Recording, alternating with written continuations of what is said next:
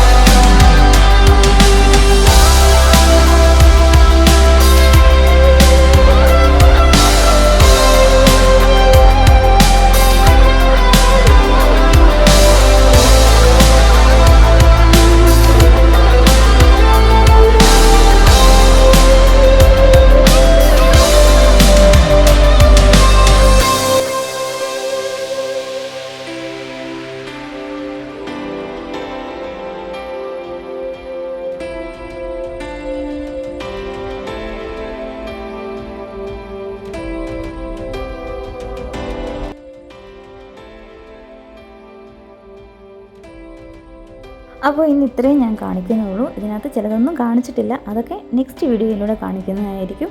അപ്പോൾ നമ്മുടെ വീഡിയോ ഒക്കെ നിങ്ങൾക്ക് ഇഷ്ടമായി കാണുമെന്ന് വിചാരിക്കുന്നു.